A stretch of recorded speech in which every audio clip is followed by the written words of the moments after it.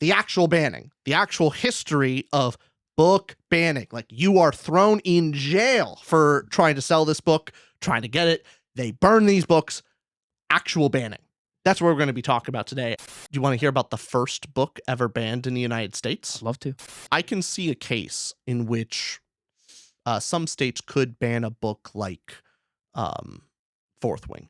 1954, Mickey Mouse comics were banned in East Berlin because Mickey was said to be an anti-red rebel. What the fuck? Go Disney.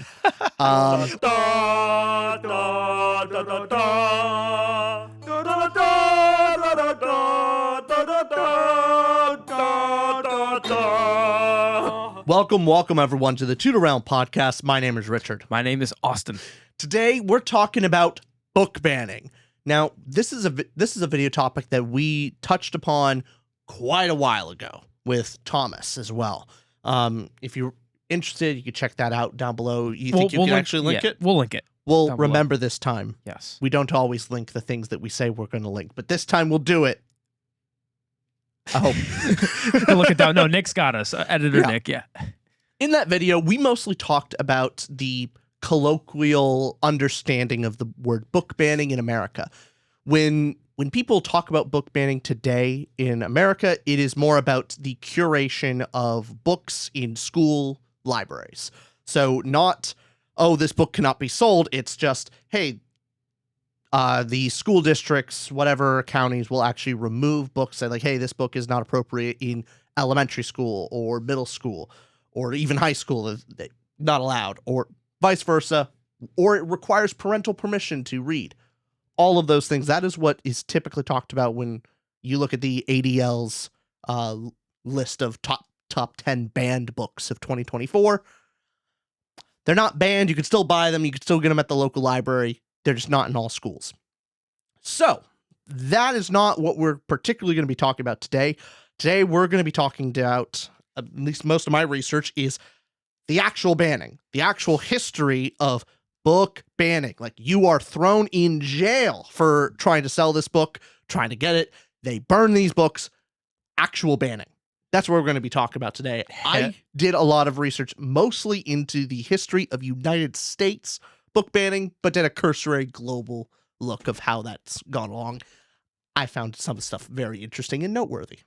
That's great because I went more global and then Awesome. had some U.S. stuff thrown in there. But I went more historically of what happened with book burnings and book bannings. What did this look like thousands of years ago versus today?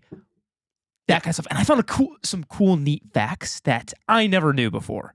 I'm saying Wonderful. Cool and book burning next to each other doesn't sound good. But real neat. Yeah, real neat. Now, a lot of fun stuff. So this will be a discussion, like you said, perfectly said, on like the actual book banning. That hey, not allowed to read this either via government, via force, something of that sort. So yeah, I think we define that well enough of book banning. Book banning comes from three sources, right? It's via politics, religion, morality, ethics, that kind of sphere. That's why books will be banned in general. That's some source, some reason for it. Somebody sees the books there as evil, as obscene, as insert anything. There's plenty of reasons for it, as trying to quell opposition. Goes on and on. So what did you find with your research and wanted to begin? Did you want to start more global and looking back to where this began, or did you want to start a little bit more narrow? Well, I did want to just out of the gate talk about at least my understanding of the different types of book ban, just go quickly over at least my understanding of the different types and to what degree they should be, what degree of concern, what's the hierarchy of concern for these things? Okay, yep. So in my opinion, there's kind of three different types of book banning talked about, like, that is relevant to today. And it's first and the most extreme being book banning of the government does not allow you to actually purchase, own, sell this book. That's the most extreme version. The second of severity to me is post-death book editing. So when a book is, maybe it's not necessarily governmental, but through some reason of objectionable means, the book is, as it was, is no longer in print. and things are removed and changed and altered. To me, that is a type of like, yeah, technically the book still exists, but you have removed after the author's death. Like, to me, it's a softer form of banning and less severity, but More of an erasure of the actual original. Yeah. Yes. So that's another level of severity. And then lastly is the thing we briefly talked about is book curation. So whether something should be allowed in a local public library, whether something should be allowed in a school library, at what age, all those kind of things. All of them, I believe, are important to talk about. Those are all very relevant conversations to have, but I just wanted to put those in the order of importance. And separating categories like that makes sense because we're talking mostly on the first one, but diving into banning or removal from government, banning or removal from basically public sector and just publishers. To give examples for that is Richard Bachman's books. Many of them, but most particularly, I've talked about this before, of like my deepest fascination books that I very much want to get my hands on just because I'm fascinated by it. But Richard Bachman, the pseudonym of Stephen King, when he was just going, he's on top of the world. He's going, hey, I want to figure out, am I a successful author because I'm famous at this point, or can I actually write a good book? So he didn't tell his publishers. He came up with a fake name, Richard Bachman, and wrote books to publish to see if he just could. And he did. And he became actually a pretty well-known author as Richard Bachman. These books sold pretty darn well. One of those books was called Rage. And this was pulled from publication by King and also publishing house because it was directly linked to, I believe, 4 mass shootings in the United States. Both direct copies and inspirations mentioned in manifestos, the book being found in the kid's locker. At that point, the publisher and King himself pulled the printing of that book.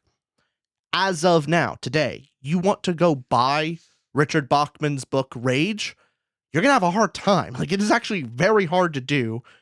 And if you can find it, it's going to be expensive. There's not many of those books around.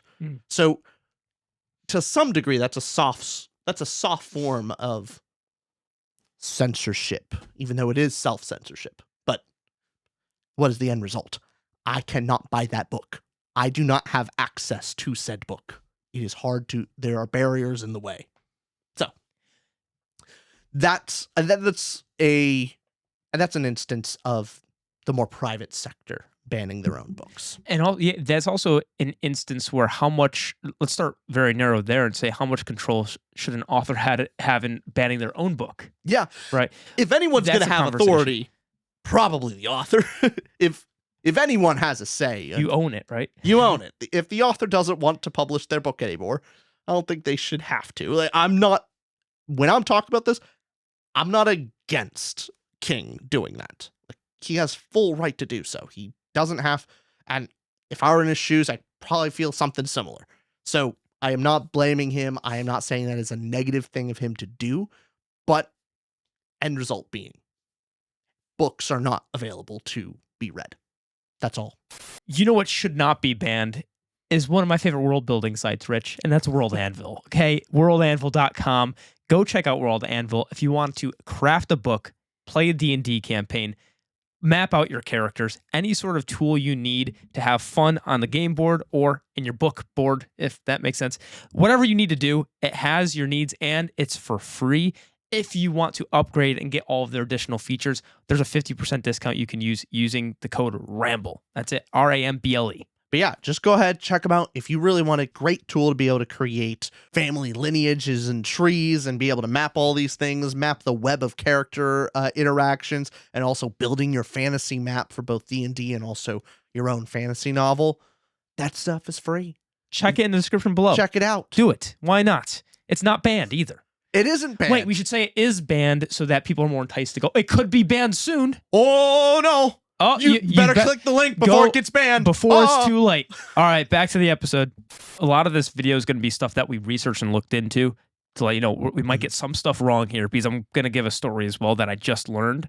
Sorry if we don't get all the details completely accurate. We will if people correct us in the comments, we'll put down below of like big correction stuff because I don't want to get big stuff wrong. Yeah. Because here's a story I just learned that's a little similar to that. Ooh, lay it on. That is an own author wanting to essentially ban their own works. Okay. I never heard about this, but in August of 1963, just a few months before C.S. Lewis resigned from Cambridge, as his rooms were being cleared, he gave specific instructions to burn his unfinished fragments and manuscripts. Now, for King, this is more commonplace because anything that was early drafts or incomplete works that he wasn't finishing, he wanted to get rid of it. He didn't. King or Lewis? Oh, sorry, Lewis, C.S. Lewis. Okay. Sorry, I might have said King because it was in my head from what you said. Yeah, C.S. Lewis, he would like to do that with his incomplete drafts. That was seemingly typical. Mm-hmm. And so there was a bonfire, and following C.S. Lewis's death shortly after, his brother Warren reportedly carried out the instructions and burned many of his brother's papers in a 3-day bonfire. There was a lot of papers. Because C.S. Lewis's instructions were, hey, anything unfinished, like obviously I'm not going to publish it, so please get rid of. The estate's gardener, Fred Paxford, was the one overseeing the fire. Okay, now on the 3rd day, literary executor Walter Hooper arrived at C.S. Lewis's home on the final day of the bonfire and rescued a 64-page manuscript from the flames. He published that manuscript in 1977 under the title The Dark Tower, a book apparently intended to be part of C.S. Lewis's space trilogy. Now, a quick thing about that, some people speculate, is this Walter Hooper story completely fabricated? Did this actually happen? Hooper claims, nope, this is exactly the story that happened. C.S. Lewis is on the title, and apparently a manuscript that C.S. Lewis intended to never be published was then published in this form, in an incomplete form, and is now available. In a case where the author didn't explicitly said not to. So that's another case of the author going, hey, I wrote something, I don't want it, I want to burn it, but now is everywhere. If any type of censorship should be permissible, self-censorship, you were allowed to not speak. Because to me, at least, I see it as you publishing a book is you speaking. If you publish it and you send it out to the world, you can't unring that bell, but you should have control over what you say. The fact that someone posthumously publishes a work that C.S. Lewis has not signed off on, he was not prepared, I do find that really wrong. I wouldn't wonder it. There's a similar thing with, I don't want to get in trouble with lawyers because no, Scott, no, Scott. You know how many times our lawyer friend doesn't like me mentioning this, so I will caveat it. I know what you're gonna say. I know. He always yells at you. He does yell at me, but guess what? I've learned how to play the YouTube game. Caveats, giving plenty of outs. I'm not making declarative statements. By the way, you're still the only one I get this information from. I still haven't looked into this. Okay, I just assume you're correct. I'm like, man, how wrong is that? I love this relationship. It's wonderful. whatever you tell me. Okay. But it's very similar to the idea that Harper Lee. Yeah. So the situation with Harper Lee wrote To Kill a Mockingbird, and basically kind of a one-hit wonder if she wrote one of the best-selling novels of all time. Hey, Richard, is this an opinion of yours? Right now, this is not opinion. I will let you know when opinion comes in. Okay. I am setting the stage. Only reason we joke about this is we talked about it like an episode, I don't know, however many episodes ago. I made some declarative statements that I could be held in libel. Which my dumbass is just loud and long going like, oh, that's interesting, Rich. Then we get the call going like, hey, you probably can't say that. Yes. Apparently. But I don't like that fact though. Like that we have to think about that now when we're speaking on here. I don't like that feeling. I am not a fan of it. No. But just say it. Whatever. Don't even caveat. Get in trouble. No, I'm gonna do our buddy proud. But anyway, the actual facts of it, Harper Lee published one of the best-selling novels of all time, To Kill a Mockingbird. It's read in every school across the world, sold so much money. She made a lot of money from it. But the book that she tried to publish before that novel was a novel that takes place, same characters, but in the future. And that novel just didn't get picked up. And after it was rejected by publishers, she then wrote To Kill a Mockingbird, like taking that story and putting it back in time a little bit longer. And that's the one that got published. So she had this fully written book that never got it past publishers. And people wanted to publish it. It's like, hey, look, it's basically a sequel, a chronological sequel to The Kill Mockingbird. Everyone said, hey, you should publish it. You should publish it. She said, no, I don't want to publish it. And all the way through her entire life, didn't want it published, kept it locked away.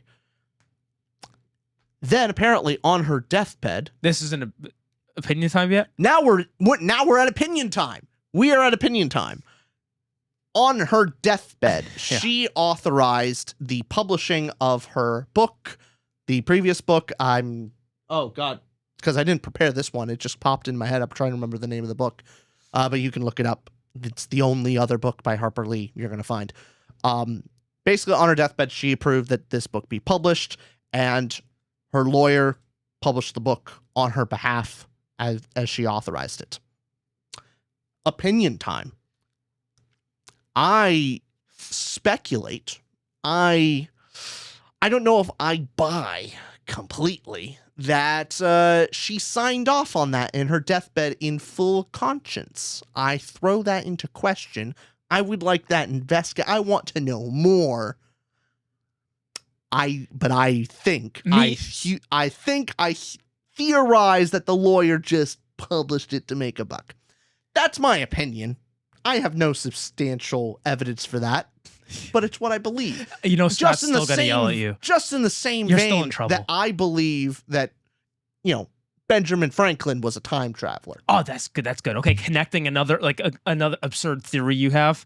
That's good. Yeah, there you go. I will say, I believe these two things. That's one good. is maybe more plausible than the other. We can't get You sued to for that, decide. right? We can't get We're watching this in a court.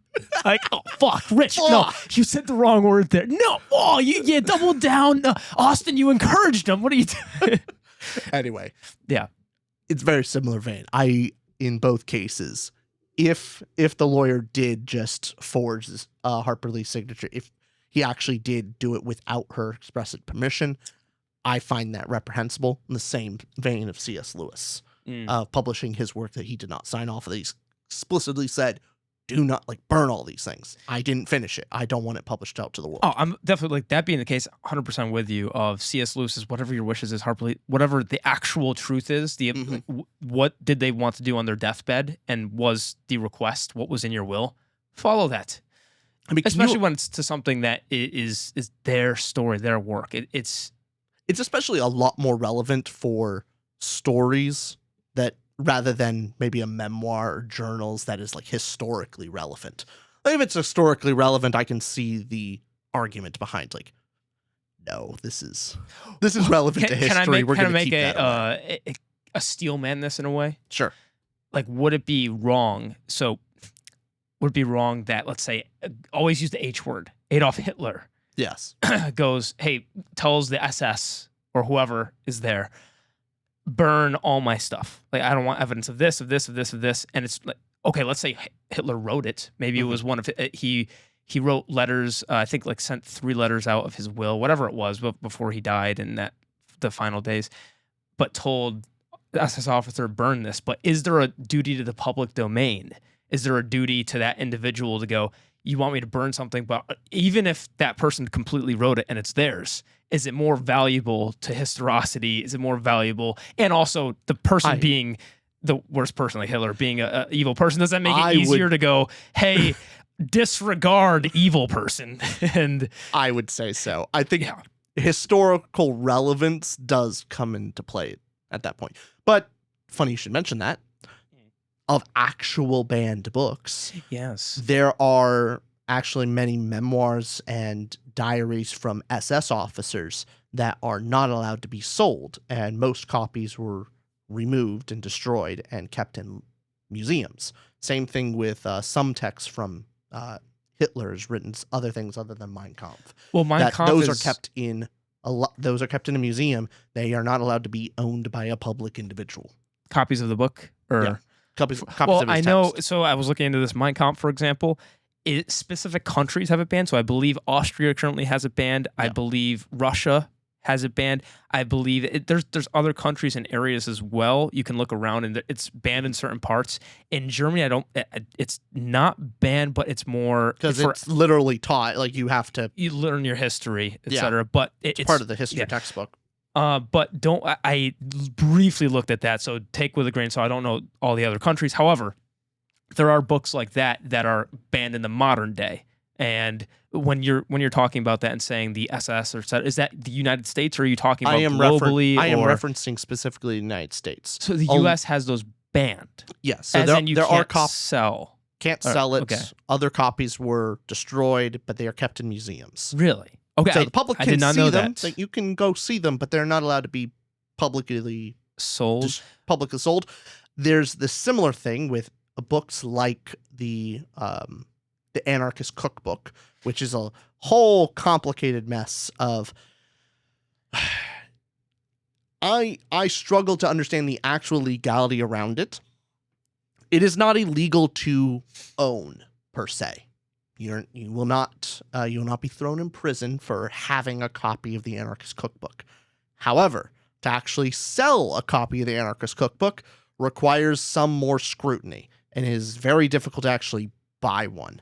There are certain editions of the Anarchist Cookbook that have the more pertinent things removed from them. So if you go into Amazon right now and you wanted to buy the Anarchist Cookbook, you will find censored versions of it for sale.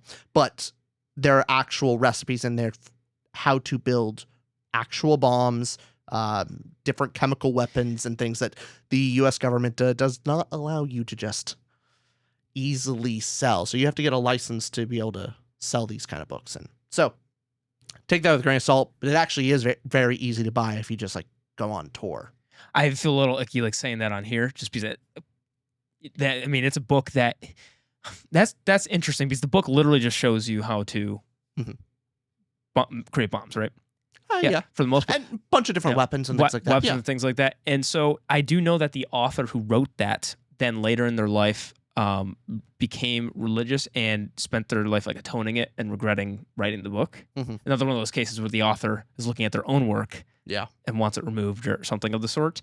I know it's banned in Australia, and I'm sure it's banned in other places, but Australia, I think, has a harsh ban on it, like since 1985. So again, asterisks of in case there's probably some more details there. However, there's more details of, is it banned to sell? Is it illegal to sell? Is it illegal to own? There's complications there. You can actually get it under certain circumstances if you get a license for it. Plenty of that stuff.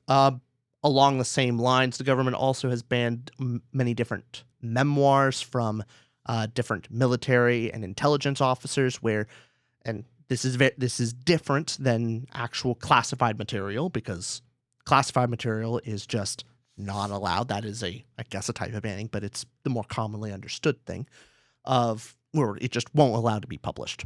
However, there are certain memoirs that the information is declassified. However, it is of a certain sensitive nature where the government does not allow them to be published.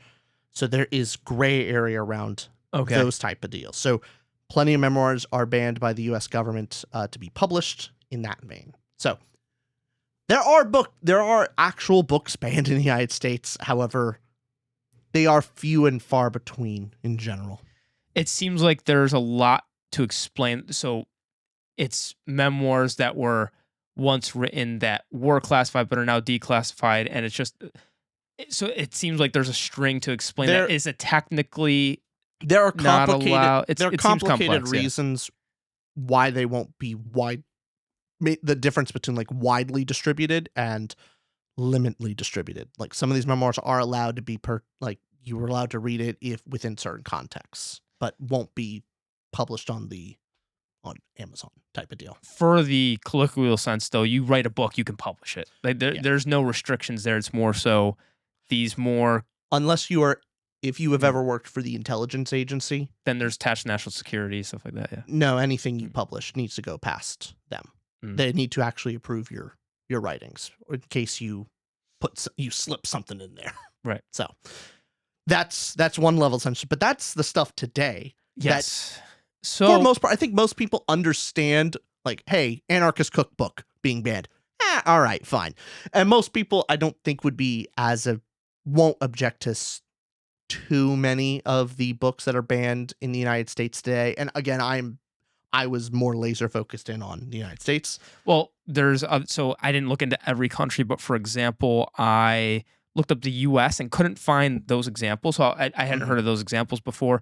But you have other countries that ban stuff. I already mentioned, like Australia had this book banned. Are you going to complain over the Anarchist Cookbook? That being, there's degrees where people will be more outraged about something, and that's a conversation we could have later here as well. Do you want to hear about the? Do you want to hear about the first book ever banned in the United States? I'd love to. Yes. The first recognized instance of book banning in the United States is Thomas Morton's New English Canon or New Canon. I'm terrible with names. Apologies with the pronunciation. This was published in Amsterdam in 1637. This went over the history of.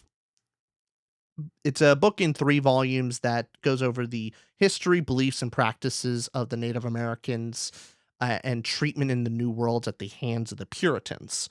And basically, in the United States, it was then banned in 1640s ish. Basically, Morton was arrested in Boston, returned to North America, but Puritans actually banned the sale and ownership of that book and arrested Morton for it. That is the first recognized U.S. ban. U.S. book banning. Well, Plenty the U.S. happened one didn't exist. The first colonial United States colonial U.S. was not a thing territory. for another 100 plus years. So Yes. but I get what you mean. Yes. That area, the same land area. Geographical area. But however, that's the first recognized Northern American book ban. I was looking more globally, and do you want to know the first ever book burnings? I think I know it, but please Yes. tell everyone else. Now, the first recorded one, this is not confirmed, but this one is the first recorded one that we have, is, according to the Hebrew Bible, in the 7th century BCE, King Jehoiakim of Judah burned part of a scroll that Baruch ben Neriah had written at prophet Jeremiah's dictation. So there was a reference that there was a burning in the Hebrew Bible. However, that's like a reference, and it's a biblical Hebrew, a religious text. So that aside, the first recorded one that we do have is the earliest government book burning. This is the one I was interested in too, because that one seemed to be that one was a king in a biblical text, and that some people will disagree, and there will be biblical or religious scholars that can disagree. This one is more a government that was recorded as well. It was in 213 BCE. Qin Shi Huang, the first emperor of the Qin dynasty, ordered the burning of books and burying of scholars. And in 210 BCE, he supposedly ordered the premature burial of 460 Confucian scholars in order to stay on his throne. Now, the burning is more confirmed. The burning of the books is confirmed. The scholars is possibly hearsay, possibly did not happen, but it was referred. It could have been people that were making the ruler look out worse than the ruler was because of this. Yeah.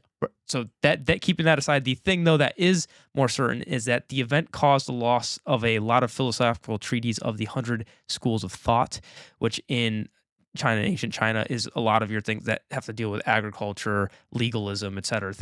Philosophical texts in ancient China. But yes, so Qin Shi Huang, the first emperor of the Qin dynasty, that was the first recorded governmental book burning that we can look back to. Of course, there's probably some before, but we just don't have a good historical record of this. There's also it's again not confirmed, but it is told about that not all of them were burned, apparently, that a single copy of each of the books that were burned and destroyed were kept by the emperor, but then destroyed after his death, with his idea being that if he could control the history, remove it, then that history starts with him, and that he would be the beginning of history. That was at least the thought, supposed reasoning behind it. But yeah, I did also look that up. It feels good to actually have research things. Doesn't it? Yes. Yeah, I like it. It is neat. Yeah. So from that, did you look at any other burnings throughout history or book bannings, or you focused again back to more? I focused mostly America, but I did find it noteworthy. I know other people will know this, and I'm probably learned it in school and subsequently forgot about it.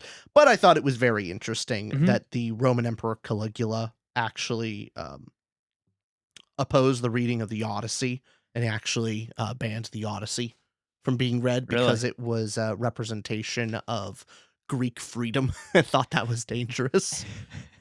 Another thing to add on Caligula being just not the best Roman emperor.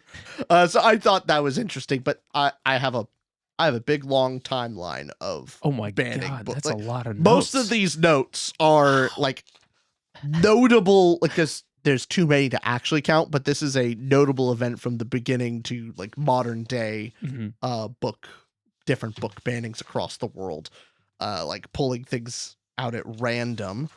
In like 1954, Mickey Mouse comics were banned in East Berlin because Mickey was said to be an anti-red rebel. What the fuck? Go Disney. Wait. Oh, I can't say that word on air. 1970. Wait, the Mickey Mouse is banned in East Berlin. That's great. 1970, the book titled, I cannot say the full name, White N-Word of America, a political tract about Quebec's politics and society, was written by Pierre, terrible with French, Valeris while he was in jail. The book was confiscated when the writer was accused of sedition. An edition was published in France and was not allowed in Canada. U.S. edition was published in English in 1971, but not allowed in Canada. I mean, there's novels by Ernest Hemingway was banned in Germany, in Ireland, and Italy. Voltaire. In the 1930s to 60s. Voltaire also. My lord. Well, Rich, we said in the title we would explain all of book burning and banning. Yeah, I mean... So we must go through all of the notes. Oh my god. I am very curious to hear some more... I say fun using that word. Robinson Crusoe. Yep, tell me. Famous story as placed on the Index Librorum by the Spanish Catholic Church. Galileo's theories were banned by the Catholic Church as well. Like, Catholic Church is on a lot of these. Like, you want... Yeah, a lot of them are governments, but a lot of them were the Catholic Church. Yeah, that goes back to it's religious or governments were obviously the wherever the most amount of book banning could actually be coerced and implemented. Well, so for a long time, authority and the power to actually do something has the ability to do it. Because, for example, I was looking into, there was Christian and then Muslim and then Jewish. I looked up all sorts of religious types of book burnings and bannings, and then also more throughout history of seeing that this one was, if any of these are to be funny, like the Mickey Mouse ones. Isn't that great? Mickey Mouse. Okay. Mickey Mouse fighting the good old commies. Yeah, I love it. Wait, is that Mickey? That's Mickey. Yeah. Okay.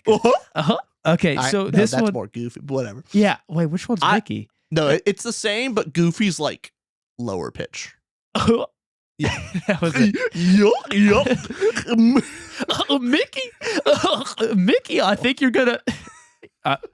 There's a bit there somewhere. There's this was maybe the most funny one I found out, because we have to find some humor in burnings and bannings, right? So during the 18th century, the works of French philosopher and writer Voltaire were repeatedly burned by government officials in the kingdoms of France and Prussia. It's not the funny part yet. Okay, in 1734, the publications of his Letters Philosophiques in the city of Rouen led to a public outcry, as it was seen as an attack against the ancient regime of France. In response, the French authorities ordered copies of the book to be publicly confiscated and burnt, and Voltaire was forced to flee Paris. Okay, now here's the part that made me go like, this is so petty. In 1751, King of Prussia Frederick the Great ordered a pamphlet written by Voltaire titled Dr. Akakia to be publicly burnt, as it insulted Pierre-Louis Maupertuis, the president of the Prussian Academy of the Sciences in Berlin, of whom Frederick was a significant patron. So basically, he banned a dude's book because it insulted his buddy. And it's a little funny because you gotta respect it. On the one hand, it's like, hey, you're banning books, you're burning stuff. What are you doing? On the other hand, I'm like, the loyalty. You know? I'm with you. It's like, you know, it's how you could justify so many things if it's like, hey, it's my mom. Also, hey, it's my buddy. Also, Frederick the Great is known as one of the best best generals of all time, like military leaders Oh, is he? and Yeah. of like military schools of thought. So like I'm willing to simp for him. It's okay. So it's like, so it's even gone down to the petty level of, hey, you wrote something that insults someone that they're a patron to or a buddy. Yeah. Even happens to that. Basically, if you're in a position of authority in any way, the ability then comes to ban or strike down on books. And now, even just as much as, because we're giving obvious examples of the bans that did happen, and there's a bunch of, again, Christian, Muslim, and Jewish history that I looked up. I'll give some information as we talk, as it comes up and is relevant. But I thought it was unique because as much as I saw there was the book burning, you can also possibly cherry pick moments as well where, for example, when Spain was conquistador and coming to the Americas, they okay, let me make sure I get this name right. So numerous books found by the Spanish in Yucatan were burnt, and they were basically, the quote from De Landa, this is Bishop De Landa in 1562, wrote, "We found a large number of books in these characters, and as they contain nothing in which were not to be seen as superstition and lies of the devil, we burned them all, which they, the Mayan, regretted to an amazing degree, and which caused them much affliction." Now, there's cases like that where there's book banning in the Americas. However, there was opposition from like a Catholic friar, Bartolomeo de las Casas. And so despite this opposition from this Catholic friar who was saying, hey, we shouldn't burn this stuff, it was still burnt. So you'll find even within even within so governments or religions, you'll still find when the book burnings or bannings were happening, there was opposition. But as history is written, we see the result of like whatever the authority was. So even though there was opposition from this Catholic friar, and I'm sure other religious, other Catholics, other like Muslims, insert whatever religion there, even though there was probably opposition, which one won out was like whoever had the ultimate say. And in this case, that they were burnt there. And also the case of this. There's a reason the Catholic Church is not just about book burning. Like throughout history, they've also, it is relevant to bring up of like a lot of historical texts and a bunch of knowledge through history is kept and preserved by the Catholic Church. So they haven't always banned everything that disagrees with them. Like they actually have preserved many things as well. Yeah, depending on the time frame throughout their existence. Yeah, history is always I one of my favorite subjects in school was history. I even like looking into this and finding more stuff. It's always hard because it's difficult because you always kind of go in with what is the project? What's the title of what we're doing now? So we're looking at the book banning. I didn't look anything into like the book saving. See, we could talk. Sure. I know just colloquial. I know this from the zeitgeist because in Nazi Germany, that would be a very interesting subject to research on its own. Of what books around today were narrowly saved from different burnings or eliminations? What books barely survived? You have thousands of stories from Nazi Germany of books and art being saved. You had the Minutemen, was it? And all these cases where art was going to be destroyed forever or lost forever, or this was going to be burnt, but people came together and saved important works from these burnings. So there's plenty of those cases. And I love talking about those because the optimist, the human spirit in me is like, let's go, save. But so there's a lot of cases here throughout history. We're not going to be able to cover it all. Maybe we can touch on, I'm curious of what you looked into when it came to more the legal lens of things, because I know you looked into, what I didn't look into was more, because again, I went more global and have some historical stuff to look at, but you narrowed down on some legal wording, obscenity laws in the U.S. Yes. Before I get into that, I did want to reference the actual name of the book to give the example of government, the military actually banning some different memoirs in 2010. So not that long ago, the U.S. Department of Defense bought and destroyed the entire first printing, 9,500 copies of Lieutenant Colonel Anthony Schaefer's Operation Darkheart. The book focused on the war in Afghanistan, even though Schaefer had worked closely with military officials. When he was writing the manuscript, some feared the book would reveal military secrets. Schaefer's publisher, St. Martin Press, did release a second printing, but it featured cuts and changes in the U.S. Department of Defense had ordered. The reason why that is more specifically relevant is that the first part of that, it's not written in a vacuum. Like the first printing did go through in general, there shouldn't be any classified material. People did go through that with a fine-tooth comb. Was there to make sure rigorous editing, and they did even through do the their first job? printing. That first printing wouldn't pass without being passed through several different people checking to make sure there's no classified material in it. Mm. So it didn't.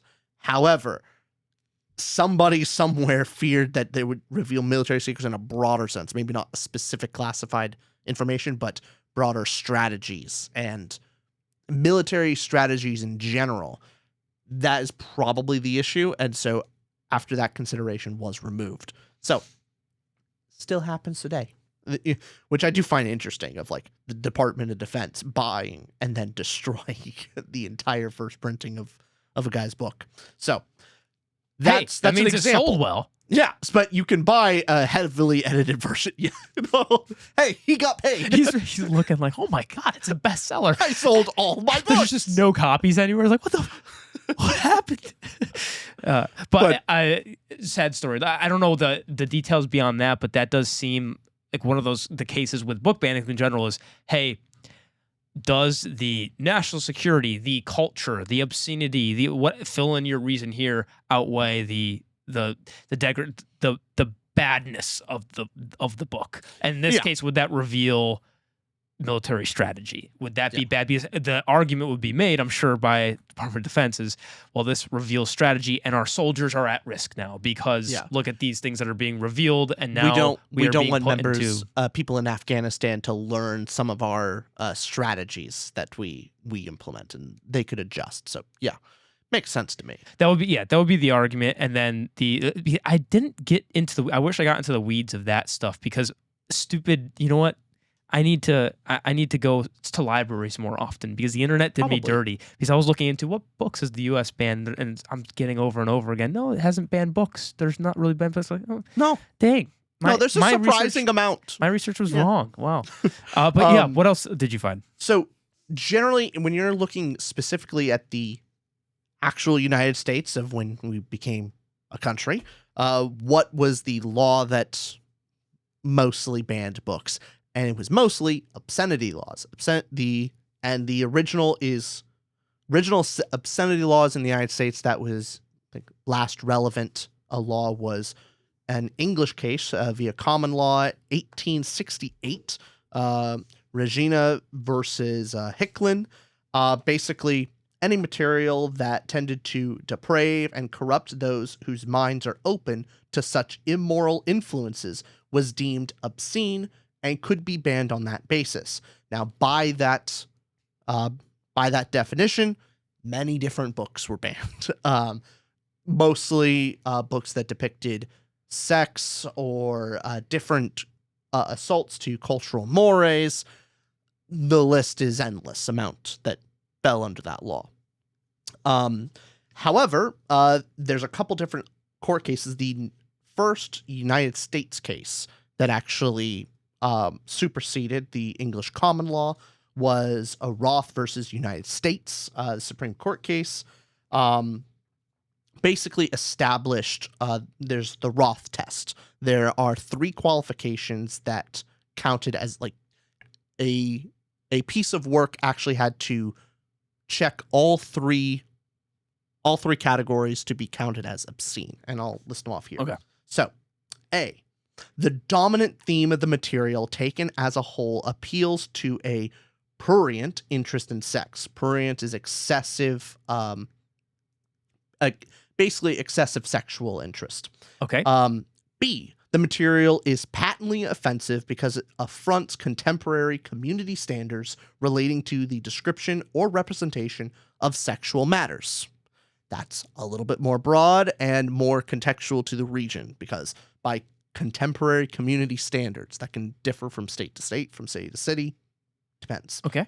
C, the material is utterly without redeeming social value. This is 1957. That last qualification was actually modified by Miller versus California, which removed the utterly without redeeming social value test, and it was replaced with basically having without literacy, artistic, political, or scientific value. I was, as you're reading this out loud, I'm going, 100%. Akatar's banned, right? There's no way it survives that law. Yeah, I know. Sorry. Do I think it brings artistic value? No, personally, I didn't see the artistic value in it. We had a lot of fun reading that book and talking about it. But Artistic value. honestly, it brought an artful conversation. Sure. Yeah, sure. Why not? We'll be I generous. was doing the rules like, yep, it wouldn't pass that. Yep. Oh, it's gone. By Now- the time you got to the third one. To give an example of a book that was banned under obscenity laws, and there's an interesting story throughout all of it, is Memoirs of a Woman of Pleasure, or called Fanny Hill. It's an erotic novel by John Cleland that was published in London in 1748, and it was banned in the United States in 1821 in Massachusetts under obscenity law. Now, that actually that stayed for a long time, and through the changing of the Roth test, which is still relevant today. However, that has been slightly altered. In reference to Memoirs of a Woman of Pleasure, there's a court case, a United States court case, the Memoirs versus Massachusetts Supreme Court case, basically clarified the holding on the Roth versus United States on obscenity. So basically upheld that. So this book was brought forward. Again, it's like trying to appeal that under the First Amendment that should be allowed. But that case upheld Roth versus the United States. Then, God, I went a little bit into details on this one. I apologize for going a little bit more legal. No, this is great. I like this. This is more educational. This book then was actually, it did eventually become unbanned in 1982. Okay. 1966, it was unbanned, basically, that the clarifying of holding on Roth versus United States on obscenity, it was upheld as actual precedent on the law. However, it was determined that the book Memoirs of a Woman of Pleasure did not qualify under obscenity, that there was artistic value to it. So, oh my God. Little fun thing. I learned something new. Yeah. Did you know that the state actually has to issue a license at least in 1959, that the state had to issue licenses for movies to be shown in the state? Oh, where? Because the state of New York refused to issue a license for a motion picture called Lady Chatterley's Lover because it promoted adultery as acceptable. But Kingsley Intel Picture Corp versus Regents in 1959 deemed that went against the First Amendment, and therefore the states cannot refuse a license to show a movie deemed on the ideas thereupon. Like, just the fact that adultery is seen as partially could be acceptable is not enough of a justification to deny its access. Okay. All right. Lastly, and I think is the most relevant to the current standing on obscenity laws, and why you're going to have a lot more conversations about book bannings and restrictions. So people ask, if you're going to ask today, like, why are schools allowed to remove books? And hasn't anyone challenged us under the First Amendment? Yes. Board of Education, Island Trees Union Free School District, number 26 versus Pico by Pico, is a court case where a list of 10 books was basically brought to the attention by this committee that the school board issued, and asked them, like, hey, what is the recommendation of these books? Should they be banned? Should they be moved to a different section of the library? Should they need parental permission? All of those same details. And they gave their opinion that one of the books should be just removed. One should be with parental permission. Okay. But the rest are fine. Rest can be allowed. Yep. However, the school board looked at the committee and said, yeah, I know we like actually established you to like look into this, but we just say no to all of that. We're just going to remove them all. All 9. We're going to leave 1. Like one of them can stay, but we're just going to remove them all because it's vile, obscene. The school board was like, yes, nonsense. we're going to remove them. Okay. So they removed it. Many students actually came together and brought it to district court to under First Amendment violations, went all the way to Supreme Court, where we now have basically they upheld that the school board does have broad restriction, broad powers on determining educational content, and the school board can actually remove books and determine what goes into a curriculum and the school libraries. However, there is a very specific case on this where. Oh, all right. You got this. Basically, the First Amendment imposes limitations upon a school board's exercise of its discretion to remove books from high school and junior high school libraries. Okay. So there is a restriction in here. Yep. The evidentiary, so mainly it's based on political reasons. Do they simply disagree with the content of the book? Or is it deemed not educationally relevant, or is it obscene and not age appropriate? If those are the reasons, those are acceptable Which reasons case to is remove this? a book. This is Board of Education, Island Trees Pico Union Pico one? versus Pico Yeah, Pico. okay, gotcha. So basically, I didn't know if we switched on to it. Okay, No. gotcha. so this is the establishment a lot where that if the students found that the school board was only banning these books because they disagreed with the content of it, just like we oppose the views in this book, especially political reasons, that would not be allowed. That is a violation of the First Amendment. Mhm. So, however, the evidentiary materials before the district court must be construed favorably to the respondents given the procedural posture of this case. When so construed, those evidentiary materials raise a genuine issue of material fact as to whether petitioners, this being the school board, exceeded constitutional limitations in exercising their discretion to remove the books at issue from their school libraries. Respondents, the students, allegations in some of the evidentiary materials before the district court also fail to exclude the possibility that petitioners' removal procedures were highly irregular and ad hoc. The antithesis of those procedures might end to lay suspicions regarding the petitioner's motivation. So, you have to determine what is the motivation for why those books are removed. If you can determine that a book was removed solely due to they disagreed with the content, and they didn't have a specific reason, mainly on age and like basically age appropriateness or academic validity. Those are the tests today. And so that is why we have current book removals, curation, bannings, however you want to call it. But that is the current standing law on school book bannings. Bravo. You did great. Yeah. That was so That was obscenity great. laws are interesting. I But- learned a lot there. But basically, if you want the example, the 1966, or the first one is 1957. Yep.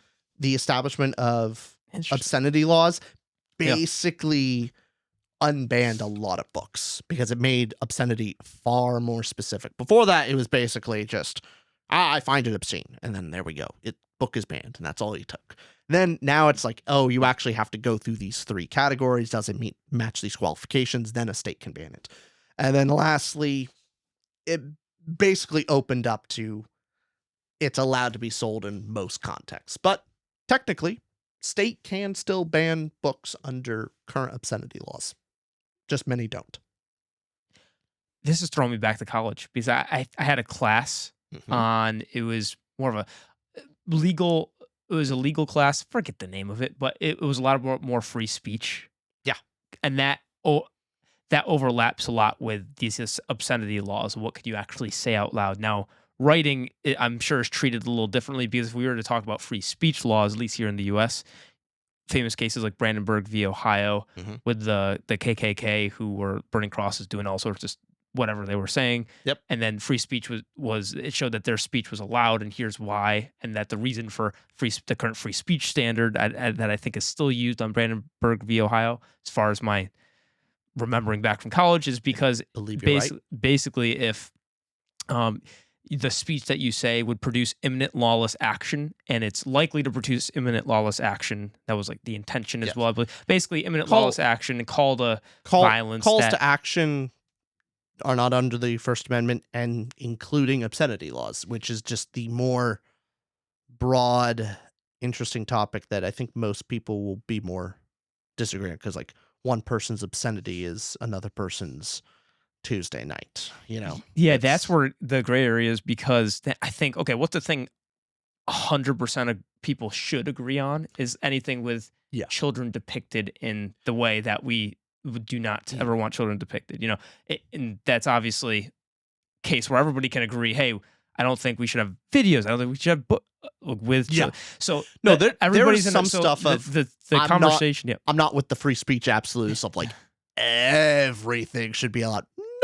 No, I there's some lines that I want the big hand of the government to not allow child exploitation of that type of material. No, I want that removed in every single person that produces and participates under the prison. Point of that, so something that 100% of people should agree on, right? Should. Of everybody has in their head like something they would ban, right? Yeah. I mean, unless there is the absolutist out there, there might be that case that, sorry if I'm maybe if they're maybe an ultra, I could see somebody thinking that, but I'm just talking in the most part.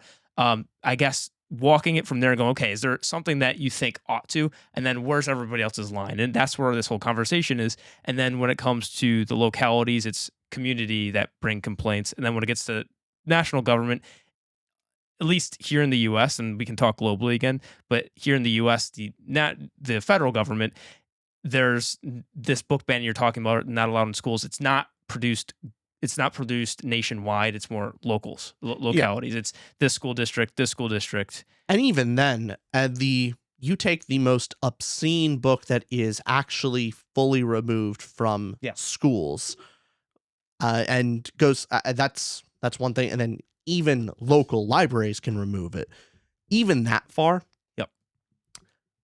it is still purchasable for the most part. Even most obscene. So most obscenity now won't actually match all three of Roth's law, because generally you can have there will be some degree of artistic value that someone will see in it. It's now so specific that it's very hard to actually ban a book under obscenity laws now, like actually nationwide.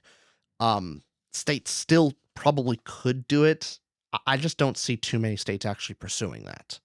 But those laws are still on the books, and it's just very difficult to do. I can see a case in which some states could ban a book like Fourth Wing. I could see it. According to current obscenity laws, I could see the argument. I doubt it'll actually work through, and at this point, I don't think anyone's making the effort to do so. But those laws are still in the books, so I find that interesting. The laws that are the things that are technically legal, and yet not actually actionable, or not actually exercised. I mean, I would never want Fourth Wing banned for the pure reason of I enjoy my community and not fire everywhere, because immediately Fourth Wing's banned, there's chaos in the streets. Oh no, yeah, our little wing of the internet is rioting. Yeah, I'm not looking forward to that violence. No, I don't want that smoke. We went to the National Book Fest, and we were in line seeing. I think we were in line for The Expanse or something. I'd never read it, but I was like, I've heard of those James S.A. Corey. Still haven't read the books yet. That's on the to-do list. But that's a common phrase on this podcast. We haven't read that yet. We're trying our best. We're doing our best. We're doing a book review every week. If you guys have noticed, every single week we've been doing a book review. It's fun. It's not our fault that we're reading not your book that you want us to read. Sorry, We're working on Memories of Ice. It's right now. Rich is literally listening to the audiobook while we're talking. Oh, you damn bastard! Don't give him hope. No, it's like the reason we wear these headphones is so we're not even listening to each other. There's earbuds also in here. So we are always reading. So you asked us why we're so scatterbrained. It's that. Yes, exactly. Why we can't pronounce things is because we're listening to our head like Seth Zon von Villano. That's constantly going. Okay, where was I going with that? Where'd that all start? Fourth Wing book banning. When we were there, we were in line for James Corey. Very long line. We were probably in there for what? Hour or two. Shout out to Jeff. Yeah. Jeff. Hey Jeff. Shout out to Jeff. Who let us? We met him in line there. Yeah. And then also met him again at Dragonsteel. Yes. Just happened to. And he's going to the is he going to the gala? I have to double check. No, I don't think he's going to the gala. No, he isn't. It's unfortunate. I believe he is coming at some point through DC. Okay. Oh, I was talking to him the other day, and so. But with we were there, and our line was long, but the Fourth Wing line to see Rebecca Yarros, because Rebecca Yarros was there. It looked like a concert was going on the other side. You look, you just see a sea of people. The horizon. I became a flat earther for a moment because I'm just going, I don't see the curvature. I just see a line of heads that just kept going. And so I went over there to see where the line ended because I was just curious. Where does this line go? I went to ask a person, hey, is the line end here? They go, I don't know. They were like in tears going, I think so. We don't even because Rebecca Yarros only had so much time. So I kept going. Nobody even knew where the end of the line was because the line was just everywhere. The building was the line. Anyways, that's my experience with the fandom there. So they're very passionate. Yeah. This is all in the frustration. I don't know about you. Mm-hmm. Do you get a little perturbed of when you go into a Barnes and Noble, the like mainstream bait, like that is the place to buy books. Yep. And you just see a table of like banned books and you look at it, I'm like, I can buy that book though. In my head. These are the banned books. I'm like, but it's right there. I can buy it. It's not banned. It's banned. It's when someone's like, 1999. 1984. It's super secret. It's like, ooh, it's edgy or Clockwork Orange. It's so edgy. You're reading a banned book. They don't want you to read it. I'm like, ugh. Like those aren't. It is banned for those who don't have $9.99. Apparently, or can't go to a goddamn library. Patron plug. Which is also conveniently the same price, $9.99. Is it $9? No, it's 10. It's actually $9.99.99. It's 10 on the dot actually because we didn't want. Well, no, you can't. If you go $10.99.99, like 99 of a cent, then you have to round up because you can't. Go on. $9.99.99. You can join our book club where we talk about books. Yeah. And you guys get to decide which, and democracy's cringe, but we listen to you and we'll read the book that you guys vote for every month. We are forced to read whatever you pick and talk about it with you. And yes, that's. Hey, you might as well join now. I don't know how much longer that exact system of governance is going to last. Also, I feel like exercising. I feel like it's just great foreshadowing of how much, democracy is cringe. Why do we have democracy on our own server? That's a question I ask myself every day. We're sometimes good monarchs because on the server, I've been told from other booktubers, our server it's 18 plus, by the way, because it is rather obscene. You see how we talk on the podcast. It's the same vibe. But actually, no, it's dialed up because it's dialed up. It's dialed up. It's worse. It is worse. Yeah, it's worse. So we've tried to. No, we haven't. We've tried a little bit. No. Like no. I'll give you There were some people that tried to make Morning Glory milking farm a thing. It still is a thing. It is still. It's we've everywhere. reined that back a little bit. No, we haven't. It's everywhere. Is this just your alter ego just hoping? I'm hoping. All right. I'm coping. I'm sorry. But however, that is a thing where imagine the Discord is a small government or locality like that. Yeah. We've had to ban very, very, very few people for over the span of Relatively everything. speaking, Or like the admin team, right? We Mhm. get the reports, we hear whatever it is that decisions made, right? And so it's very, very rarely, but it's because there's some, again, what's your line? Mhm. What kind of community do you want to craft? And that's us in a very that's us on the internet as a community for books, so it's different. well, it's definitely a question around the overall topic of banning books, and like, uh, even in our small Discord, there are lines you cannot cross. There's stuff to not be talked about, or like there are social guidelines around everything. So there's even guidelines for how books can be pitched because we're fantasy. Like we're not going to have nonfiction. So just because of what our channel is. Scaling that up to a country or a civilization. Every civilization has their obscenities. Every civilization has their heresies, and not just religious. Like there's I won't go into but every civilization has their heresies, their obscenities, things that are taboo. Yep.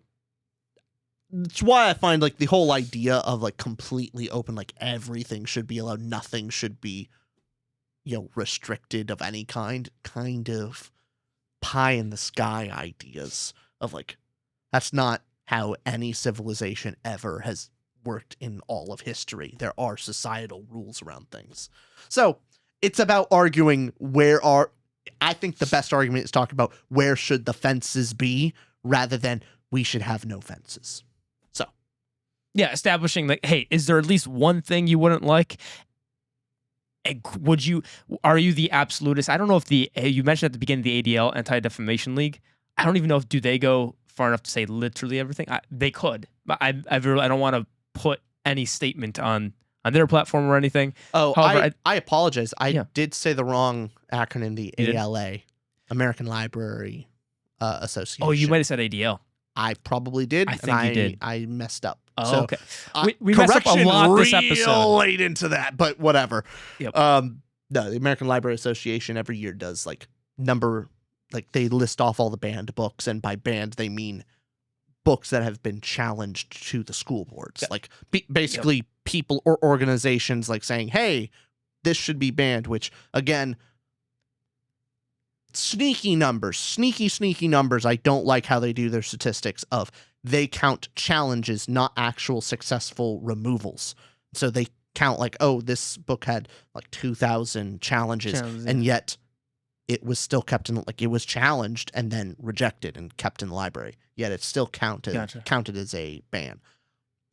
That's whatever. Also, Nick, if you could put an asterisk and put AL, the other acronym. I'll send it to you. It's fine. We'll do that just at the beginning of the episode. Because who's making it an hour and 8 minutes into this? Nobody. Come on. Yeah. Well, we can't say that anymore.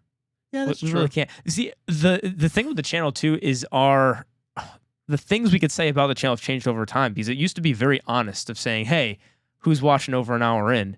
And now there's plenty of freaks that do. There are. It's pretty cool. There's plenty of weirdos out there that they'll actually listen to the whole thing, or they're having dinner, a very long dinner, and we're just in there. We're in the background. It is really strange to think back on that, because when hope you enjoy that meal. Yeah, and that car get some ride. Dessert. What do you want them to get for dessert? I think they should get a banana split. Nobody gets a banana split. Everyone likes the idea of a banana split, but no one goes out and buys a banana split, but they're always happy when they get one. You should go get a banana split. You should go to an Olive Garden and get the chocolate mousse cake. Ooh, that was good. I remember that. Yeah. It's been a good time.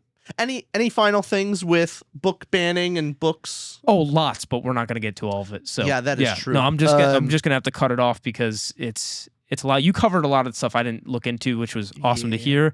I have I have a list, just so many. I went into World War II. I went into Japan.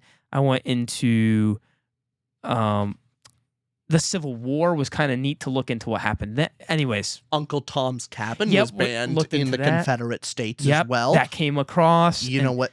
I do love how it was banned in 1952, and that did 1852. 1850. Oh. Thank you. 1852, and that did not last long.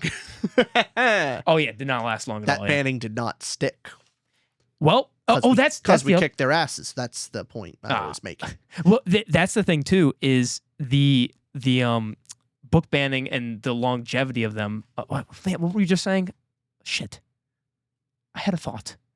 I was referencing that the banning of Uncle Tom's Cabin did not last very long because we kicked the Confederates' ass. That though is the argument as well about the book banning that we didn't mention. Is book banning itself brings more attention to the books, the whole Streisand effect of like not lasting for the fact that Confederates lost, but and the fact that you ban a book or the 9 you list, the 10 you list. I even felt a little uncomfortable when mentioning the book, the bombing book. It's like the more attention you put to something that could, not that you're promoting the thing, but even mentioning it could lead to just more eyeballs or, oh, that's banned, I must read it. That's why you have the whole banned book section at Barnes & Noble.